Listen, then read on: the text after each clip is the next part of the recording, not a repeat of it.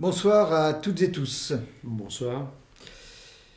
Alors, après plus de 30 jours de grève, il nous semblait important, au niveau de la communauté d'agglomération, de pouvoir vous expliquer là où on en est, parce que nous sommes toutes et tous conscients que cette situation est une situation difficile.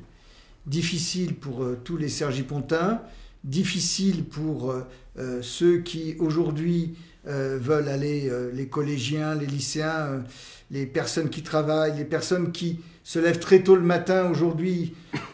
Et tout le monde me dit aujourd'hui que nous sommes dans une situation où vous prenez 1 heure de plus le matin, 1 heure de retard, je dirais, le soir pour rentrer.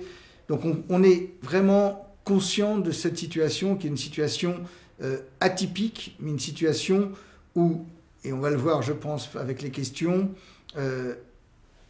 une situation où vous êtes extrêmement énervé. Donc il était important, avec Éric Nicolet, qui est vice-président mobilité à la communauté d'agglomération, de pouvoir vous expliquer là où on en est, de vous expliquer qui fait quoi, quelles sont les actions que nous avons voulu faire et mettre en place au niveau de la communauté d'agglomération, et que globalement on essaye de vous dire quelles sont les pistes sur lesquelles il pourrait y avoir des avancées dans les prochains jours. Voilà l'objectif. Je ne vais pas aller plus loin dans la présentation, parce que très concrètement, il y a beaucoup de questions préparées à l'avance, et donc pour nous, c'était important que ces questions, on puisse y répondre le plus factuellement possible. Alors, on va commencer par la première question. Question de Spen, la question que tout le monde se pose. À quand une reprise sûre et certaine? Que faites-vous réellement pour améliorer les choses? Alors, la vraie question, c'est qui aujourd'hui est responsable de quoi? Pour que je comprenne bien ce qui s'est passé. C'est vrai que nous avions l'habitude, nous, à la communauté d'agglomération de Cergy-Pontoise, mais aussi, puisque dans cette délégation, il y a aussi Conflans et HR, ce qui était important pour nous, c'était de savoir que cette délégation marchait extrêmement bien. Et tout le monde a en tête, bien sûr, la Stivo. La région, donc Valérie Pécresse, avec son exécutif, ont décidé de lancer une consultation, une nouvelle délégation de service public sur ce périmètre que je viens de vous dire. Ils ont choisi, après cette consultation, un opérateur qui est Lacroix-Savac. Et cet opérateur a repris progressivement l'ensemble, je dirais, de la délégation de la Stivo et a commencé à rentrer dans une dynamique, je dirais, de négociation avec les organisations syndicales. Voilà, donc, pour résumer, vous avez la région, vous avez Île-de-France Mobilité qui lance la consultation, choisit Lacroix-Savac, et on a après, comme dans toutes les entreprises, une négociation entre la direction et les organisations syndicales. Donc, voilà, ça veut dire que le paysage est dressé. Alors, que faites-vous réellement pour améliorer les choses?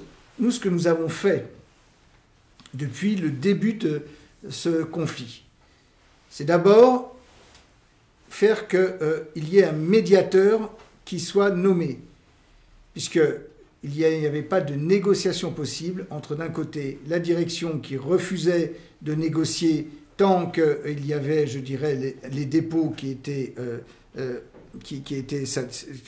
bloqués, et de l'autre côté, je dirais, les organisations syndicales qui disaient qu'ils étaient prêts à négocier, mais qu'ils ne voulaient pas débloquer les dépôts. Donc on avait une situation conflictuelle. Nous avons décidé, et nous avons poussé, pour qu'il y ait un médiateur de nommé par, globalement, Île-de-France Mobilité et Savac et les organisations syndicales. Ça, c'est le premier élément. Voyant que le conflit se prolongeait, nous avons demandé, ce qui est globalement dans les critères de délégation, le remboursement de tous ceux qui étaient abonnés pour le mois de novembre. Deuxièmement, pour l'instant, nous n'avons pas les conditions de remboursement, mais on va saisir bien sûr Île-de-France Mobilité pour vous préciser ces conditions de remboursement. Troisième chose, et une chose importante, nous avons également décidé de diminuer, on paye, je dirais, tous les ans, une contribution à une contribution à, comment dire, à Île-de-France Mobilité. Nous avons décidé là, en bureau communautaire, de baisser fortement cette contribution. Et le quatrième point, et c'était encore la semaine dernière, de pouvoir dire il faut qu'il y ait une négociation.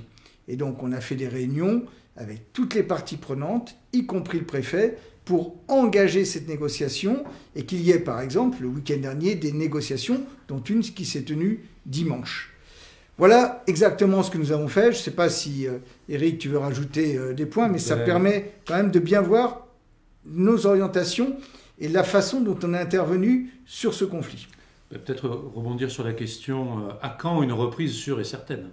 Pour vous dire que là-dessus, il est impossible de prévoir à quand une reprise sûre et certaine. Nous avions des espoirs il y a 4 semaines, nous avions des espoirs il y a 3 semaines, nous avions des espoirs encore en début de semaine dernière.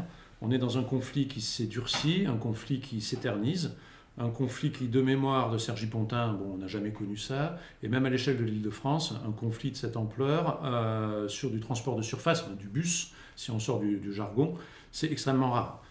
J'ai en tête un conflit sur Argenteuil qui avait duré 15 jours. Là, nous en sommes à bientôt 5 semaines de conflit. Donc il est extrêmement difficile de prévoir une reprise sûre et certaine pour répondre à la question. Beaucoup va dépendre des négociations qui continuent à se poursuivre. Et on suit les choses depuis le début, dans ce que l'on fait réellement pour améliorer les choses. Il ne se passe pas une journée sans que nous ayons des contacts avec soit Île-de-France Mobilité, soit l'opérateur, la Croix-Savac, soit aussi les organisations syndicales, pour essayer de cerner comment les choses évoluent. Mais la situation n'est pas entre nos mains directement. Et donc on est là pour porter les intérêts du territoire, des usagers, auprès de l'opérateur et auprès de l'autorité organisatrice. Alors, deuxième question. Vous avez voté une motion pour la reprise du trafic. Quel est l'intérêt de cette motion? Clairement, là, nous avons voté une motion. Nous sommes même en train de faire signer une motion avec l'ensemble des maires pour globalement, obliger à une reprise des négociations. On fait un rôle, si je peux me permettre l'analogie avec Internet, on fait un rôle d'influenceur. C'est-à-dire qu'on pousse aujourd'hui pour faire que les négociations puissent reprendre. Et globalement, on a des contacts avec les uns les autres en expliquant que ça ne peut passer que par le dialogue social. Voilà, je dirais, les conditions. Alors, vous n'avez aucun pouvoir pour faire circuler les bus, oui, mais on a un pouvoir de conviction et d'orientation.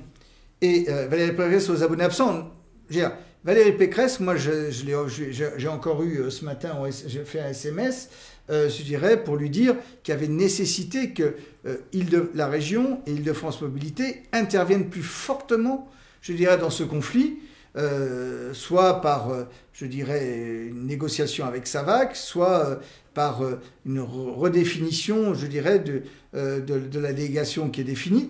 Mais globalement, à un moment donné, ce n'est plus maintenant qu'un conflit entre Savac et, je dirais, les organisations syndicales, c'est aussi un conflit qui doit être pris en compte par Île-de-France Mobilité. C'est vrai que Valérie Pécresse en tant que telle, sans personnaliser, on a Île-de-France Mobilité qui est l'autorité organisatrice, qui est effectivement présidée par Valérie Pécresse, et on atteint un niveau de conflit où on presse Île-de-France Mobilité, et c'est vrai qu'on s'explique de moins en moins bien pourquoi Île-de-France Mobilité n'est pas plus directement impliquée dans la résolution de ce conflit. J'ai pour habitude de dire que de prendre cette image, nous avons pas mal de délégations de services publics qui sont gérées par la communauté d'agglomération. Si un jour il y a une grève des éboueurs sur Cergy-Pontoise, on n'attendra pas pendant 4 à 5 semaines en disant il faut que ça se débrouille entre le délégataire et ses salariés. On interviendra plus rapidement. Et je pense que là-dessus, on a quand même une distance et une préoccupation qui est insuffisamment forte au niveau d'Île-de-France Mobilité, mais en même temps, à part leur dire, le répéter, ils le savent, nous l'avons dit publiquement, et nous en sommes malheureusement là. Alors, troisième question. Quand allez-vous rembourser le transport? Alors, globalement, ce n'est pas nous qui remboursons. Je vous rappelle que c'est Île-de-France Mobilité. Et globalement, je suis bien conscient que vous payez votre abonnement pour rien. Il est clair qu'on va relancer Île-de-France Mobilité pour préciser les modalités de remboursement qui doit être fait à tous les abonnés, parce qu'il y a ceux qui travaillent, il y a aussi les seniors qui ont des abonnés, des abonnements. Donc il est important pour nous de dire il est essentiel que vous ayez les principes. Alors, est-ce que Île-de-France Mobilité attend que le conflit soit terminé pour évaluer financièrement, puisque normalement, ce qui a été dit dans le contrat, c'est que Île-de-France Mobilité paierait chaque jour qui, globalement, a fait l'objet d'une grève. Donc voilà, on va relancer de notre côté. Question suivante.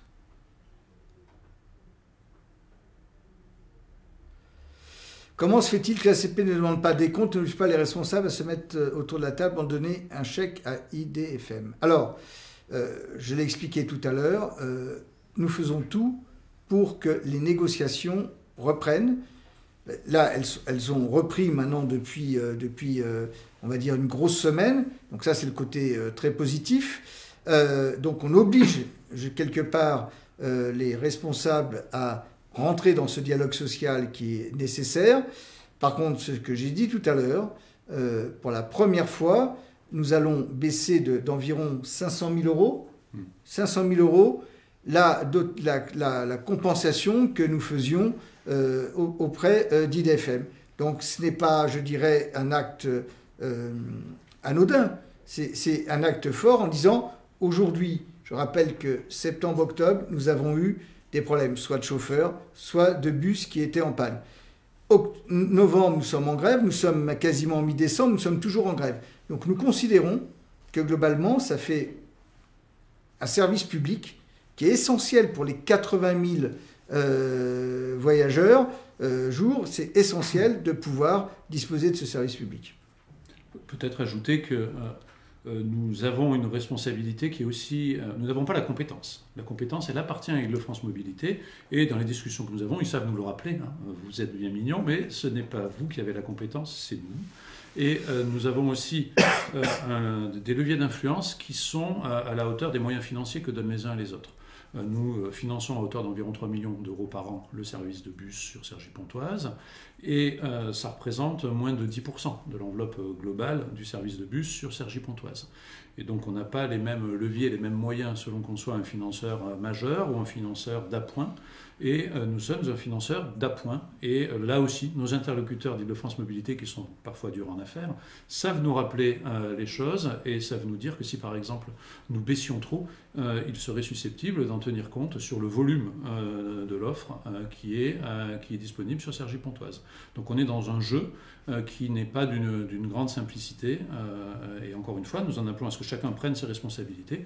Nous avons pris les nôtres et nous ne sommes pas l'autorité organisatrice. Alors, question suivante. Alors, quelles sont les solutions alternatives que la ville pourrait mettre en place rapidement au vu de la longue durée de cette grève? Alors, bien évidemment, on parle de la ville de Cergy, je pense, puisque là, on est, je vous rappelle, on est sur les 13 communes. Donc, les maires ont pris différents types de dispositions. Vous avez la maire de Pontoise qui a essayé de mettre en place des bus, mais en nombre limité, je dirais, qui vont de la gare de Pontoise à la gare de Cergy préfecture. Du côté de Vauréal, ils ont mis également un bus qui permet d'aller à la gare de Cergy-le-Haut. Jouy-le-Moutier a travaillé aussi pour mettre un bus pour desservir, je crois que c'est la gare de Neuville, j'en suis pas tout à fait sûr. Donc voilà. Et à Cergy, nous avons l'avantage d'avoir 3 gares qui nous permettent de pouvoir répondre, je dirais déjà, à un déplacement au sein de la ville. Par contre, nous avons intensifié, je dirais, le service que nous mettons à destination des seniors. Je vous rappelle qu'on avait un service au destination des seniors, et donc nous l'avons intensifié. Je peux vous dire qu'il fonctionne dès 8 h du matin jusqu'à très tard le soir pour répondre à toute la demande des seniors, puisque notre priorité a été de se focaliser sur les seniors qui sont aujourd'hui ceux qui ne peuvent pas se déplacer facilement à pied, qui globalement n'ont pas forcément des voitures, et il nous semblait important de choisir une cible, parce qu'on ne pouvait pas répondre à tout le monde.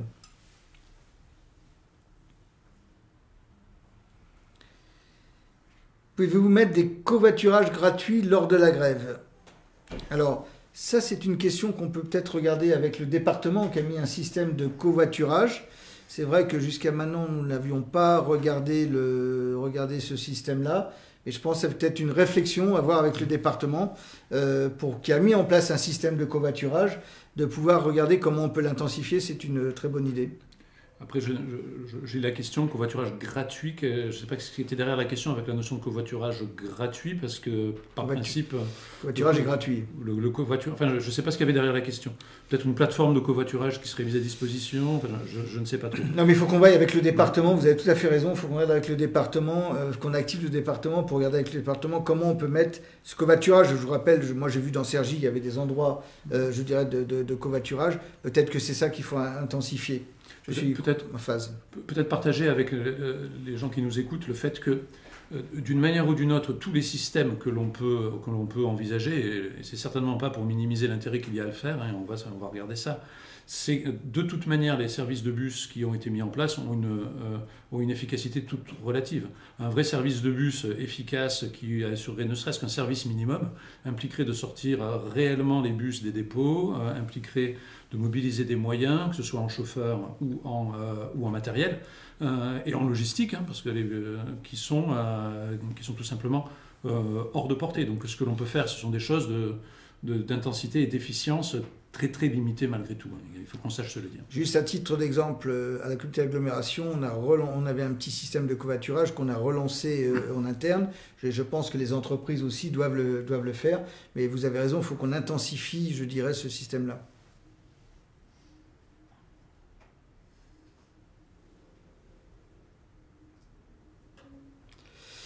Comment expliquez-vous que Valérie Pécresse ne soit pas encore déplacée au dépôt de FSO pour régler pourquoi un tel mépris?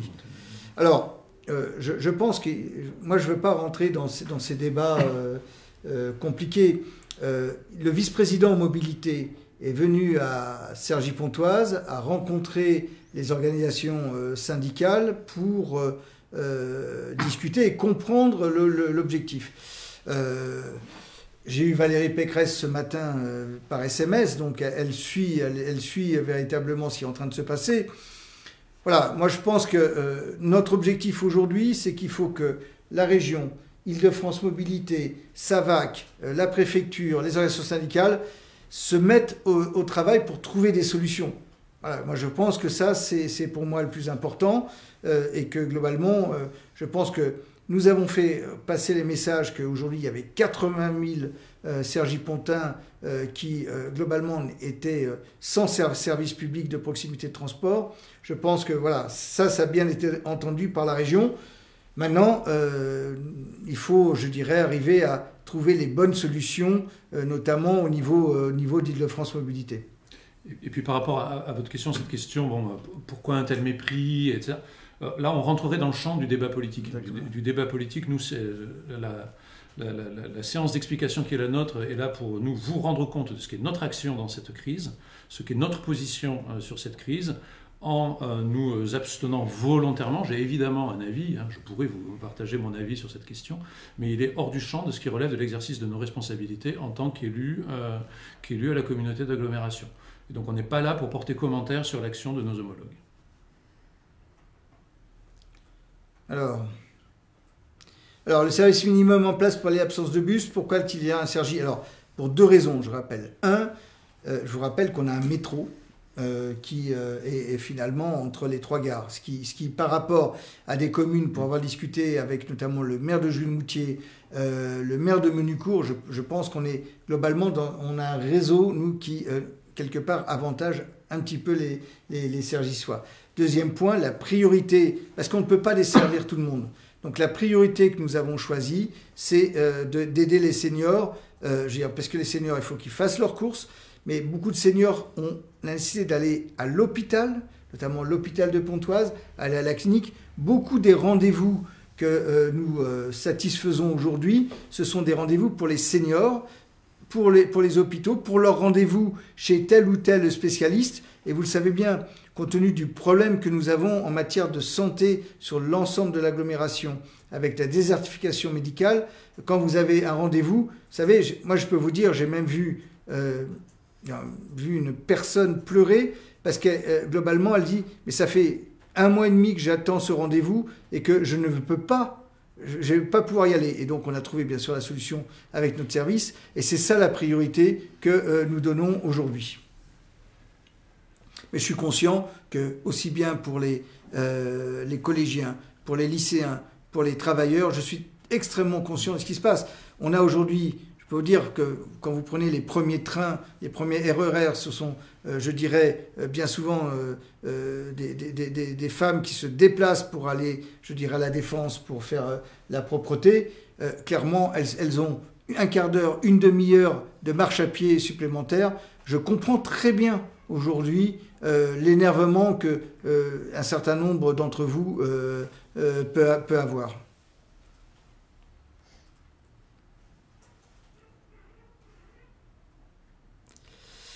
Alors, comment expliquez-vous que l'entreprise soit délégataire de mission publique et qu'il n'y a aucun service minimum d'assuré? Alors, vous avez tout à fait raison. Dans le contrat du délégataire de la Croix-Savac, il y a précisé qu'en cas de situation type grève, l'entreprise doit assurer un service minimum.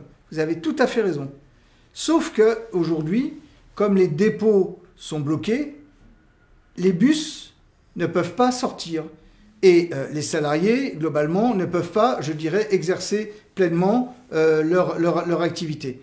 Ça, c'est la réalité, mais vous avez tout à fait raison. Et ce qui me fait dire, et c'est là-dessus que Île-de-France Mobilité doit être un peu plus ferme, je dirais, vis-à-vis de la Croix-Savac, en disant que dans leur contrat, il y a bien un service minimum qui doit être assuré.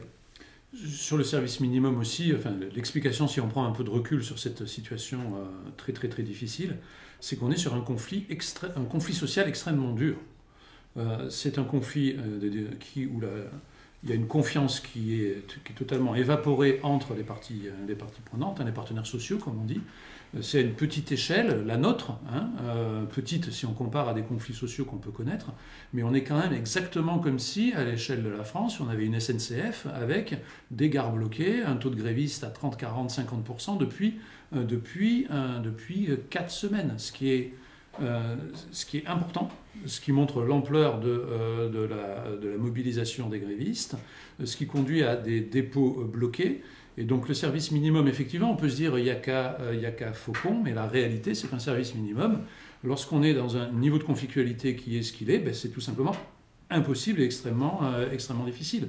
Et ça renvoie à la responsabilité de ceux qui organisent tout ça, de prendre en compte cette réalité pour réinterroger la manière dont l'équilibre est fait autour de ce dispositif. Alors, question suivante.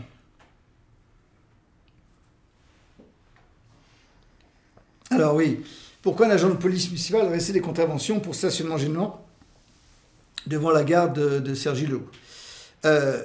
C'est clair, puisque j'ai eu un mail, alors je ne sais pas si c'est vous qui m'avez envoyé un mail en me disant bah, « Monsieur le maire, là on est tous embêtés et que globalement il ne peut pas y avoir, je dirais, de contravention ». Alors, je partage, donc, et depuis que j'ai reçu ce mail, bien évidemment, j'ai passé consigne à la police municipale de ne pas dresser de contravention aux abords des gares, compte tenu des difficultés aujourd'hui que l'ensemble des Cergissois, parce qu'il s'agit là uniquement de Cergy, l'ensemble des Cergissois connaissent. Donc le message a été passé.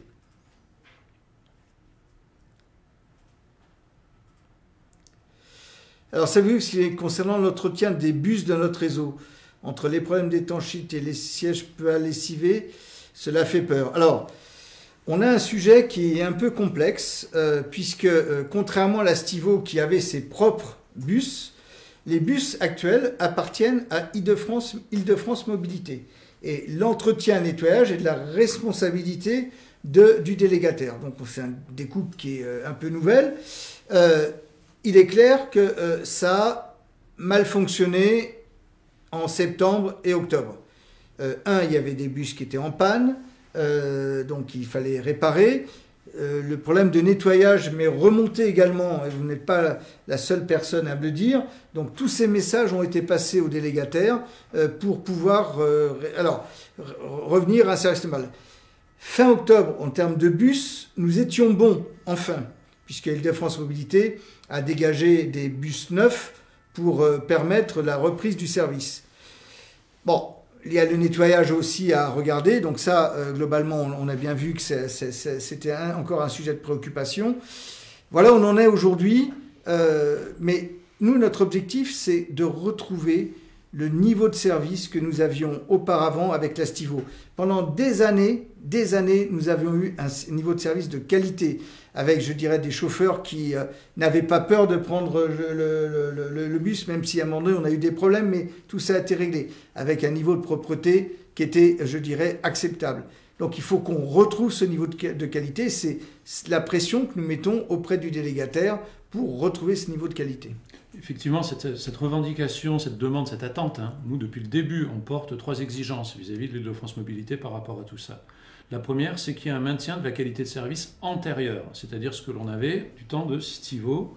Et bon, on s'associe évidemment à l'idée de dire qu'il n'y ait pas de dégradation du côté de nos compagnons d'infortune au vu de cette fin de première année d'exploitation que sont Conflans et HR.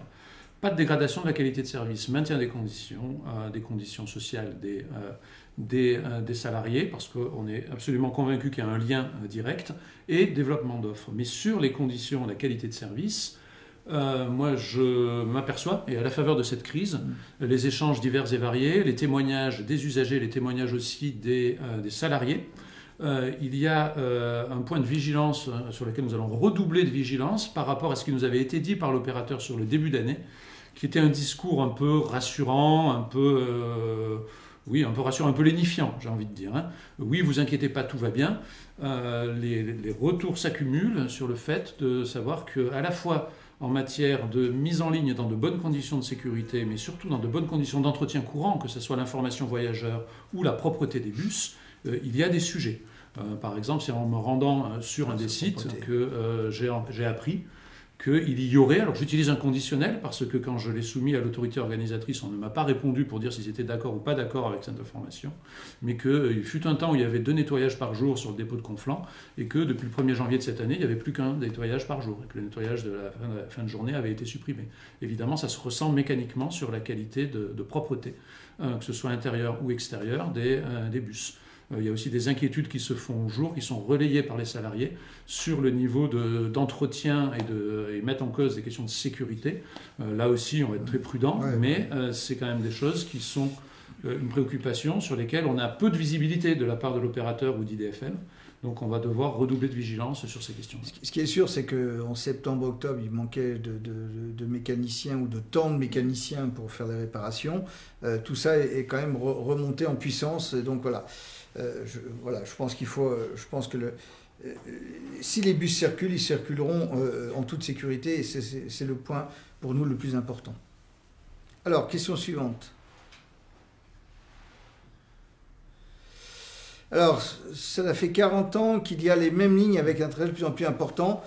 Serait-il possible de demander à Île-de-France de mettre des lignes express avec un temps de trajet qui ne dépasse pas 20 minutes? Alors, dans les négociations que nous avons avec Île-de-France Mobilité, et vous l'avez vu déjà, puisqu'il y a la création d'une nouvelle ligne, alors je crois que maintenant c'est la 1206, parce que avec les nouveaux numérotations, alors là encore, on nous a expliqué pourquoi la communauté d'agglomération a changé de numéro. Non, la communauté d'agglomération n'a pas changé de numéro, c'est Île-de-France Mobilité qui a changé de numéro, avec une harmonie avec l'ensemble des autres départements, avec des mêmes principes. Donc maintenant, c'est le 1206 qu'on a créé. On a essayé de regarder, d'aménager quelques lignes, et on a un problème de fond qui était à Saint-Ouen-l'Aumône, puisqu'on avait la possibilité, avant de prendre le bus, prendre l'autoroute. Aujourd'hui, il n'y a plus de possibilité pour des raisons réglementaires, donc ça a modifié profondément, je dirais, le trajet et le temps de trajet sur Saint-Ouen-l'Aumône. Nous sommes conscients, ça fait partie des choses sur lesquelles il faut qu'on travaille. Donc on a la possibilité de devoir améliorer les lignes.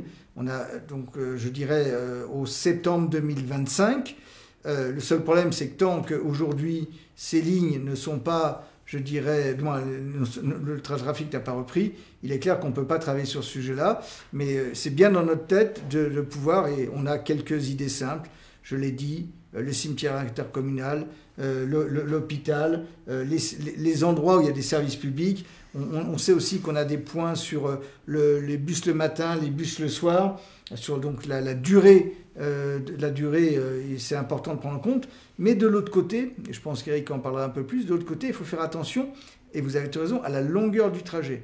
Puisque la longueur du trajet fait qu'à un moment donné, les conditions de travail des agents se dégradent parce que ils avaient des temps de pause. Ces temps de pause sont aujourd'hui réduits, ce qui peut expliquer, je dirais, du point de vue des salariés, je dirais, un mécontentement que moi je comprends, puisque c'est la sécurité à la fois des agents et la sécurité des voyageurs qui peut être en jeu.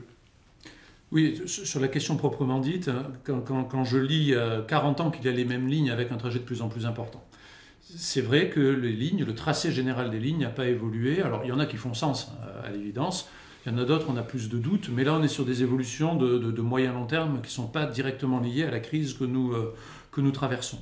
Néanmoins, il est toujours possible de demander à IDFM de faire des choses. Nous l'avons fait.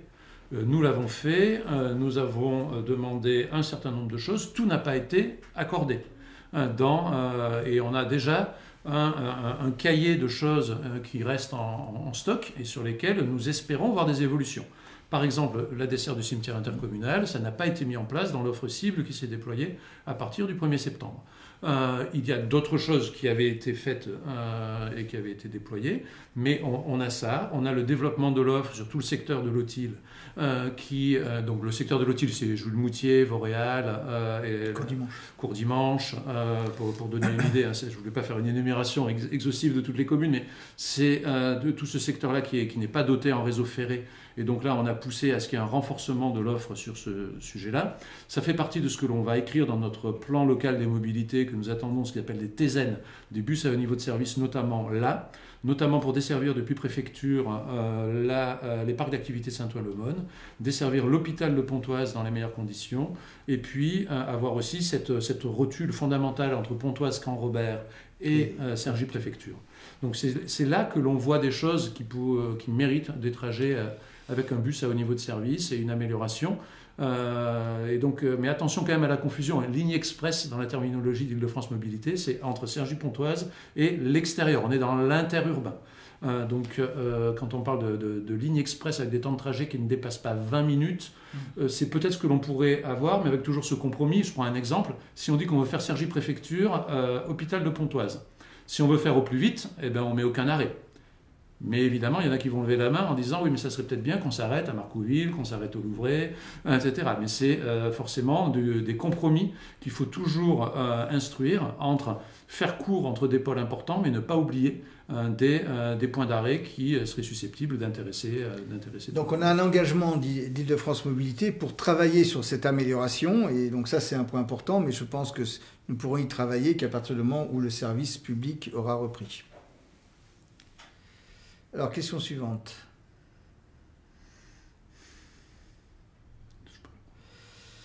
Alors, est-il possible de se rapprocher du rectorat pour obtenir une certaine clémence pour ces élèves dans la difficulté? Alors oui, je crois qu'on est intervenu, mais Eric va en parler plus savamment, parce que notamment pour les élèves de lycée, où là, il y a des conditions spécifiques, je laisserai Eric en parler. Nous, on est bien conscient de ces problèmes des heures de marche et de retard. Je suis d'accord avec vous, on va essayer d'envoyer, dès demain, j'enverrai je téléphonerai au DAZEN, donc le directeur de l'académie dans le Val d'Oise, pour globalement expliquer que les élèves ne soient pas pénalisés par rapport à leur retard, ce que je comprends extrêmement bien. Mais vous l'avez vu aussi bien que moi, je pense que dans l'agglomération, on n'a jamais vu autant de voitures et on voit très bien tout l'intérêt d'avoir des bus par rapport, je dirais, aux embouteillages que nous avons en ce moment aux heures de pointe et voire en dehors des heures de pointe. Je vais laisser Eric parler sur l'intervention que nous avons pu faire avec une élue de Pontoise sur ce sujet précisément des lycéens. Oui, et avec un point d'inquiétude, ce qui me fait dire, on s'en était pas parlé Jean-Paul, qu'il faut qu'on se saisisse rapidement du sujet, c'est le suivant. C'est que nous étions intervenus suite à ce qui s'est passé sur septembre-octobre, cette crise des bus qui manquaient. Il y avait un certain nombre d'élèves en première et en terminale qui se retrouvaient avec des retards inscrits sur leur dossier Parcoursup. Et quand on a des retards non justifiés inscrits sur le dossier Parcoursup, c'est susceptible d'être très pénalisant par rapport à cette épreuve angoissante qu'est l'instruction des dossiers par rapport à l'admission dans le supérieur. Donc ce qui avait été convenu, mais ça c'était fin octobre. Mais là maintenant on est bientôt mi-décembre et l'heure tourne. Et c'est vrai qu'on n'a pas réinvesti le sujet et il faut qu'on le fasse urgemment. C'est qu'on mette en œuvre ce qui avait été convenu pour prendre en compte ce qui avait été la crise de cette offre non réalisée sur septembre-octobre. Et qu'on mette ça au goût du jour et qu'on aille au bout pour qu'on détermine des conditions exactes par lesquelles des élèves qui auraient des retards imputables à la crise que nous avons vécue sur septembre-octobre, dans un premier temps, et à la crise des bus absents que nous avons aujourd'hui, ne se retrouvent pas pénalisés sur leur dossier Parcoursup. Donc ça, c'est quelque chose qui avait été, dans son principe, acté avec Île-de-France Mobilité, avec la CACP, avec le transporteur. Le mécanisme était de dire que s'il y avait des rapports d'absence non justifiés, un courrier devait être fait à l'opérateur, la Croix-Savac, qui fournirait une attestation permettant au lycée d'enlever les choses. C'était ça dans le principe, mais on n'avait pas rebouclé avec l'éducation nationale pour avoir une confirmation par l'éducation nationale. Et là maintenant, l'heure tourne par rapport au bouclage des dossiers Parcoursup. Donc il faut qu'en parallèle du débouclage, que l'on espère le plus vite possible, du conflit en tant que tel, on garantisse et on donne des garanties à tout le monde sur un dispositif efficient et dans les délais par rapport au dépôt des dossiers. Alors il y a beaucoup de questions. Je vous propose qu'on réduise nos temps de réponse, parce qu'on va essayer de répondre au maximum de questions. Dans une durée, l'idée c'était de faire 1 heure maximum, parce que il y a beaucoup de questions qui se répètent, mais je crois que c'est important qu'on puisse répondre au maximum de questions. Alors, question suivante.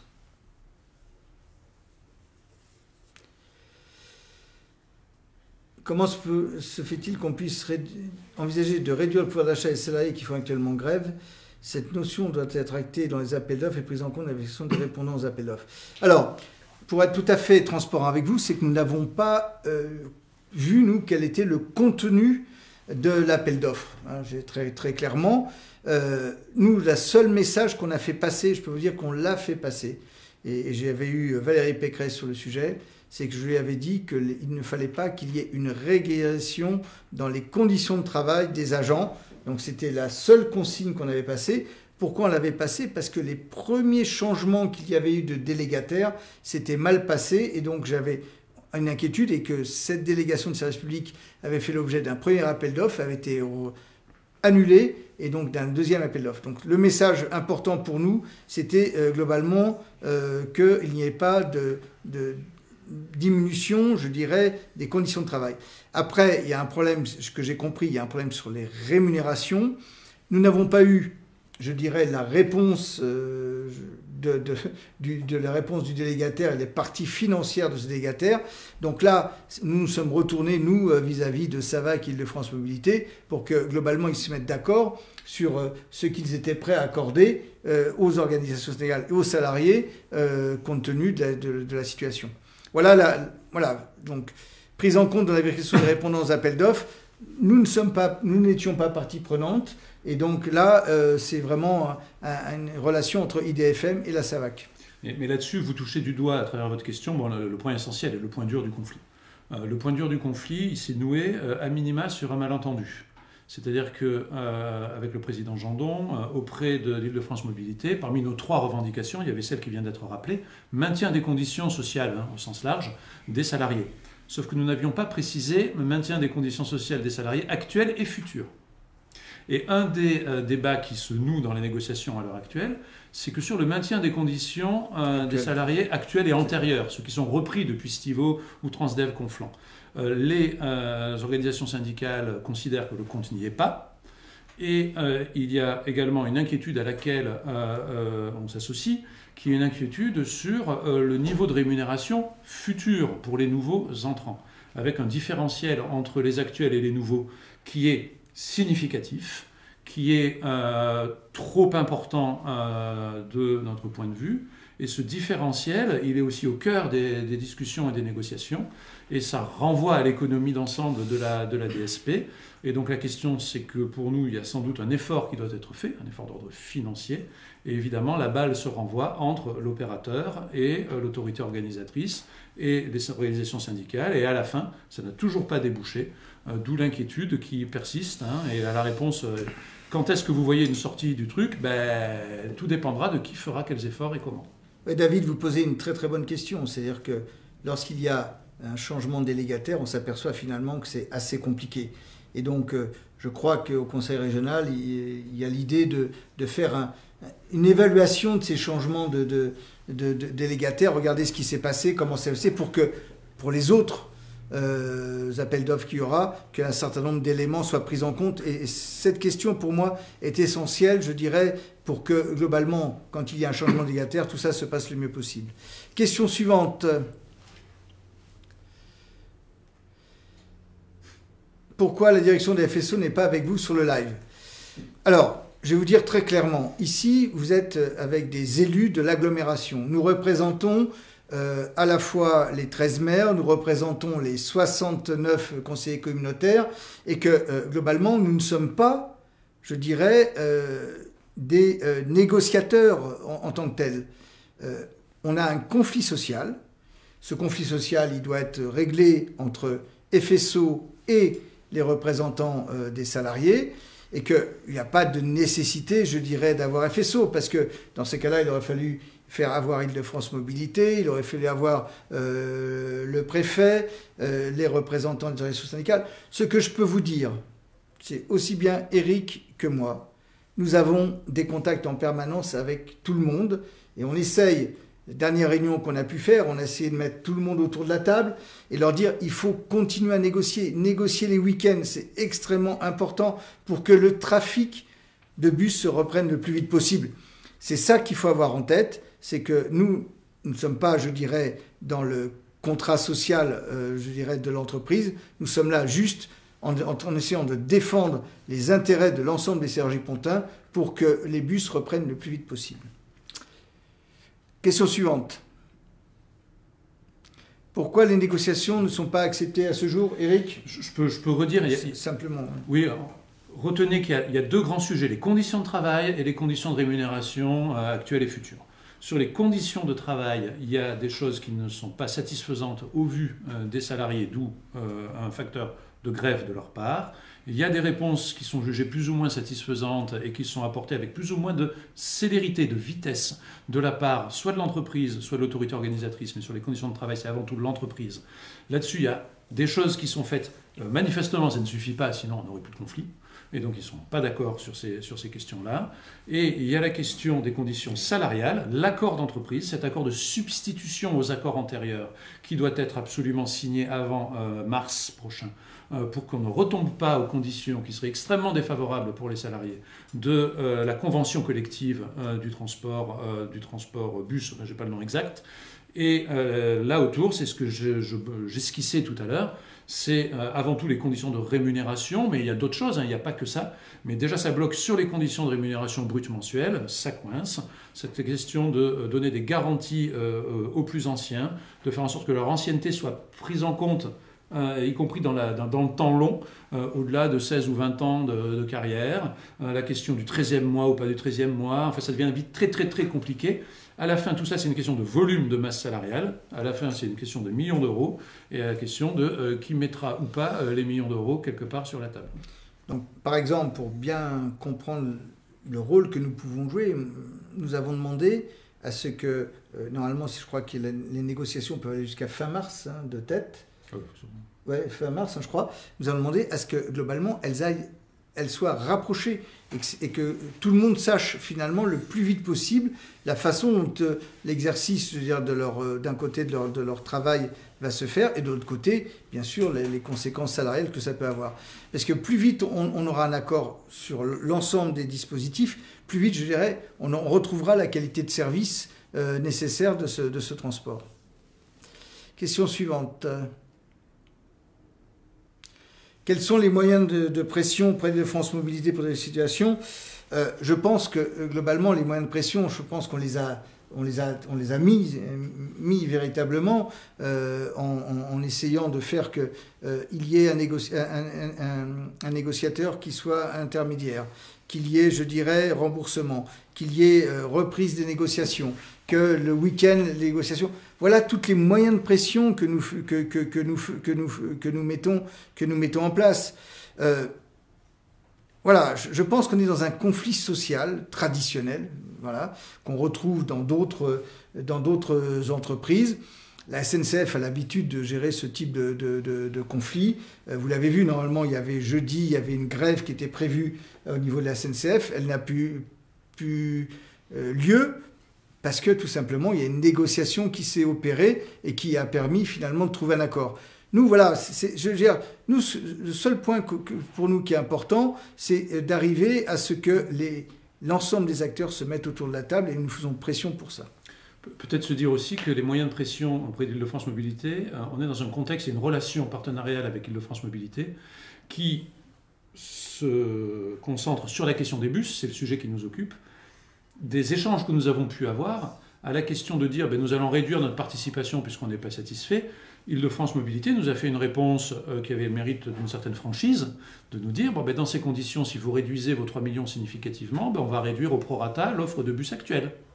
Donc on est quand même dans des relations qui sont des relations parfois rudes avec Île-de-France Mobilité. Certes partenariales, mais entre des partenaires exigeants et qui ne se laissent pas marcher sur les pieds ou qui ne s'en laissent pas compter, en particulier l'autorité organisatrice. Il y a également des enjeux multiples qui vont au-delà des bus sur le territoire. Et Île-de-France Mobilité, c'est nous rappeler qu'il y a des enjeux, autres que la seule question des bus, sur lesquels il est important que nous n'allions peut-être pas trop loin par rapport à d'autres questions. Voilà, donc notre objectif, c'est de sortir par le haut, c'est-à-dire qu'on soit en capacité que les organisations syndicales signent ce contrat, que SAVAC équilibre son activité, que le service public tel qu'on le voit, les conditions de transport soient les meilleures possibles pour les usagers et que globalement, la contribution que nous apportons permette de pouvoir répondre aux évolutions que nous voulons faire. C'est ça l'objectif que nous avons, qui est un objectif ambitieux, mais je pense qu'il faut être ambitieux lorsqu'on parle de service public de transport. Et en termes de pression de conviction, nous on leur dit, on avait un service de bus premium, entre guillemets, de bonne qualité à l'échelle de l'Île-de-France, et on a quand même cette conviction, et ils ne nous entendent pas, ils nous écoutent mais ils ne nous entendent pas, quand on leur dit que vous avez voulu trop ramener ce service de bus à quelque chose que vous estimez légitime en matière de moyens publics et de dépenses. On pense que nous sommes à l'heure actuelle dans une épure qui tire un peu trop, et c'est pour ça que nous avons un conflit qui perdure. La question suivante, on va essayer de boucler toutes les questions. Alors, s'il n'arrive jamais, obligatoirement, il va arriver. Alors, il va arriver d'une façon ou d'une autre. Si, globalement, on a un conflit qui dure très longtemps, Île-de-France Mobilité a dans son contrat les capacités de faire pression encore de manière plus forte sur SAVAC. Et donc, voilà, il y a la possibilité de faire dans le contrat de faire des choses. Moi, mon objectif et notre objectif, c'est pas celui-là. Notre objectif, c'est de sortir par le haut de ce conflit. Et donc, on fera vraiment tout pour que globalement, il puisse y avoir. Et je peux vous dire que depuis maintenant plus de 30 jours, Eric et moi et d'autres élus, d'autres maires aussi sont allés sur le terrain, globalement de l'agglomération. Voilà, on a essayé d'entendre les parties prenantes, on a essayé de passer les messages qui allaient bien. Je peux vous dire que vous avez une communauté d'agglomération qui est fortement mobilisée pour trouver et pour faire trouver des solutions. Serait-il possible de rendre les parkings des gares gratuits? Alors, on a eu ce débat-là, sauf que globalement, les parkings aujourd'hui sont pleins. Et le problème, c'est de rendre les parkings gratuits, alors que notamment autour des gares, ces parkings sont pleins. Globalement, on n'a pas, je dirais, on n'a pas vraiment de possibilité pour répondre à votre demande. Mais on a eu ce débat-là en bureau communautaire. Il faudrait peut-être qu'on regarde, peut-être s'il y a quelques... Alors, les parkings qui associent, je dirais, le réseau de RER ou de bus, globalement, ces parkings-là sont pleins. C'est peut-être une réflexion qu'on doit avoir pour les autres parkings, mais ils sont beaucoup plus éloignés. Donc, c'est un point aussi qu'il faut qu'on regarde. C'est un sujet pas évident parce qu'il y a aussi un enjeu d'équité par rapport à ceux qui ont déjà payé leur abonnement à l'année de place de parking. Donc il y a quand même tout un tas d'usagers qui ont payé à l'année pour avoir du parking. Et si on commence à dire que c'est gratuit pour les autres parce qu'il y a une grève et que le service qu'ils avaient accepté de payer, il va être dégradé parce que tout le monde va saturer les parkings, c'est pas forcément non plus une solution très juste. Je comprends tout à fait le raisonnement qui sous-tend la question, mais c'est pas évident pour également cette raison par rapport à ceux qui ont déjà souscrit une offre de parking. Et là, pour le coup, c'est pas Île-de-France Mobilité, c'est la CACP qui est derrière. Voilà. Alors, autre question. À vous été voir les grévistes pour comprendre leur... Oui, je vous l'ai dit tout à l'heure, on a été... plusieurs élus de l'agglomération ont été voir les grévistes pour essayer de comprendre, pour discuter. On a même, je dirais, avec Eric, été voir les grévistes d'un côté, été voir la direction de l'autre, pour essayer de dire, voilà, parlez-vous, échangez, parce que véritablement, il y a nécessité de trouver une solution.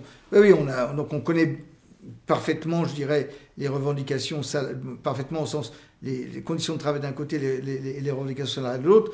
Sur les grands principes, nous avons compris, mais globalement, là aussi, ça dépend de l'accord entre l'entreprise et les représentants des organisations, des représentants syndicales qui représentent l'ensemble du personnel.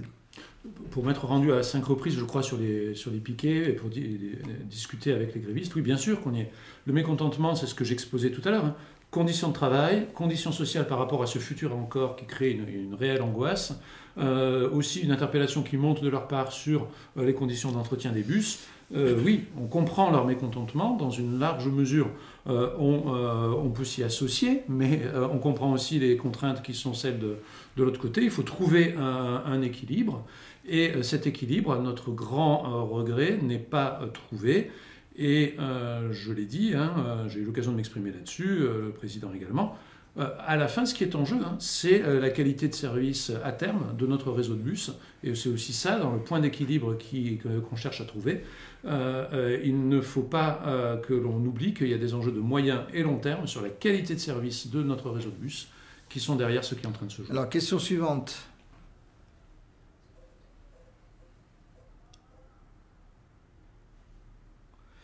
Alors, est-ce qu'on peut contacter Citigo qui propose des covoiturages et licence sur compte? Oui, on va le faire. Je pense qu'on a recensé un certain nombre de demandes d'intervention auprès de différents acteurs. Oui, bien évidemment, on va essayer on va le faire et regarder si c'est possible de le faire. Ok, question suivante. Les services à destination des personnes en situation de handicap. Peut-on prévoir également la libération du stationnement payant? Sur le stationnement payant, on en a parlé tout à l'heure. Le problème, c'est que vous avez des parkings qui sont pleins aujourd'hui, payés déjà l'abonnement annuel, donc c'est pénaliser quelque part ceux qui sont là. Ce que j'ai dit tout à l'heure, c'est qu'on avait peut-être regardé, est-ce qu'il y a des parkings qui ne sont pas pleins aujourd'hui? Est-ce que globalement, on peut trouver un abonnement spécifique, parce que il y en a qui payent pas, ça c'est pas égalitaire. Donc est-ce qu'on peut trouver un abonnement spécifique? On va regarder cet aspect-là, mais j'espère que véritablement on n'en aura pas besoin. Sur les personnes en situation de handicap, clairement là on a un sujet, mais sur Cergy, on a des possibilités de faire des choses. Je sais que d'autres communes ont aussi des possibilités de faire des choses. Ça, il faut appeler les services de chaque mairie. Question suivante.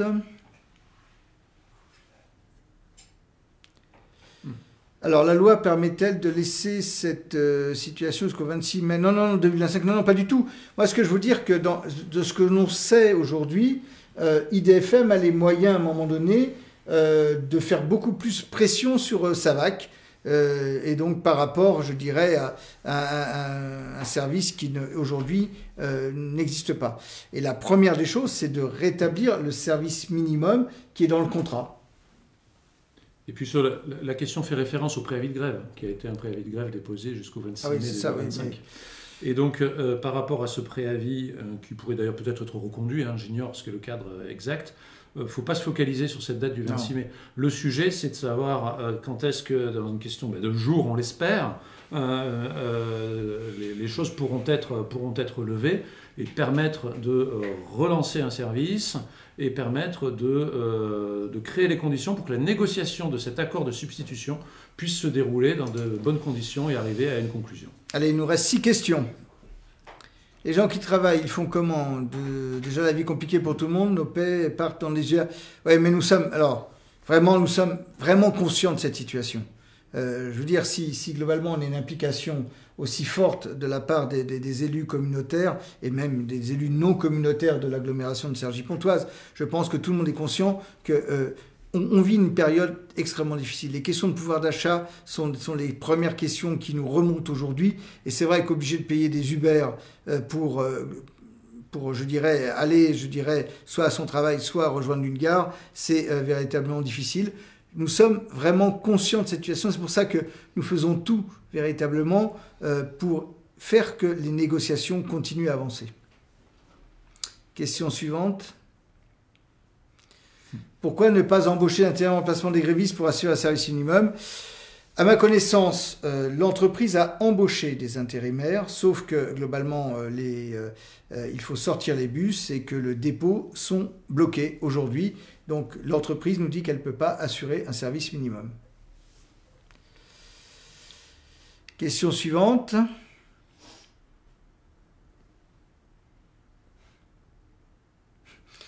Pourquoi vous ne renez pas avec la CIVO? Je rappelle que c'est de la responsabilité d'Île-de-France Mobilité.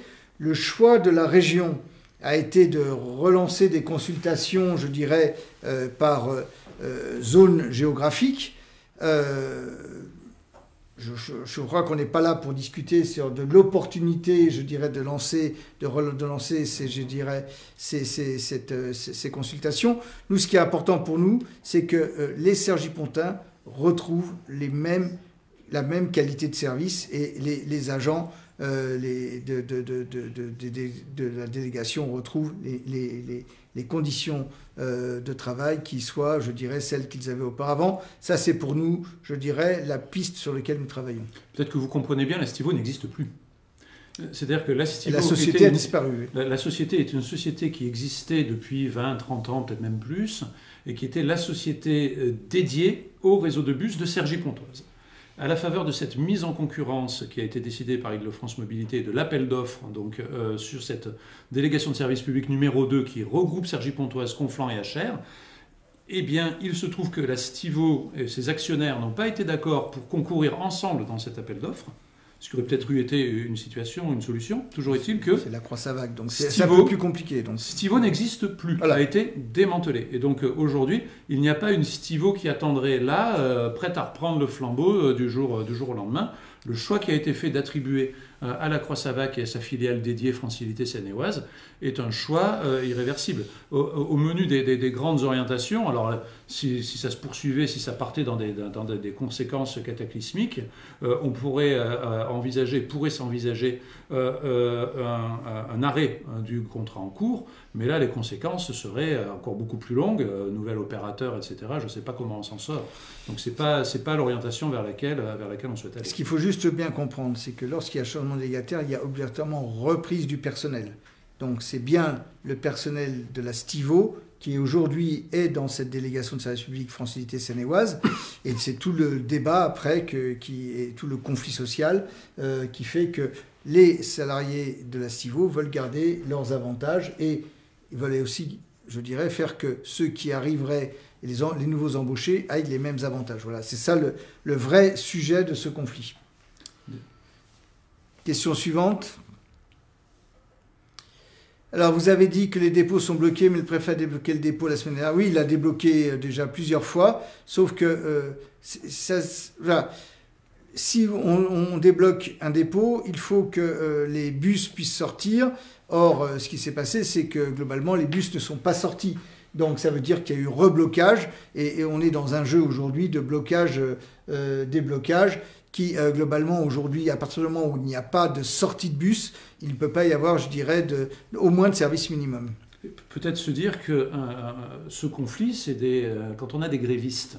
C'est quoi un gréviste? C'est quelqu'un qui cesse le travail et qui, pour un nombre d'entre eux, tient une présence à l'entrée du dépôt, ce qui s'appelle un piquet de grève, et dans des conditions, ça fait des semaines que ça dure, et des conditions qui sont tendues entre les uns et les autres au sein de la société.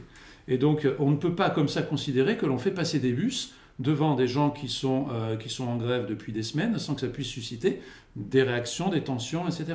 Il faut avoir conscience de ce qu'il ne suffit pas de débloquer pour que les choses puissent passer comme ça et que ça passe, entre guillemets, tranquillement entre les uns et les autres, parce que les relations globalement dans l'entreprise sont actuellement très tendues entre les uns et les autres, et y compris, un des enjeux, c'est que la reprise et la remise en route de tout ça ne se fera pas sans trace entre les uns et les autres. Alors l'autre point important, c'est que normalement la liberté du travail, mais là encore, ça fait partie des débats au sein de cette entreprise. Ce que je sais aujourd'hui, c'est que beaucoup quand le dépôt a été débloqué, beaucoup des salariés se sont mis en retrait, droit de retrait, ayant peur, je dirais, de la reprise et notamment de la relation des usagers. Mais ça fera partie de ma conclusion tout à l'heure. Allez, on va terminer. Faites pas venir une société de bus pendant la grève comme la SNCF, par exemple. Alors, là encore, c'est de la responsabilité de l'entreprise. D'accord ? C'est l'entreprise qui doit décider si, à un moment donné, elle est en capacité ou pas de dire on est capable de prendre une société de bus extérieure.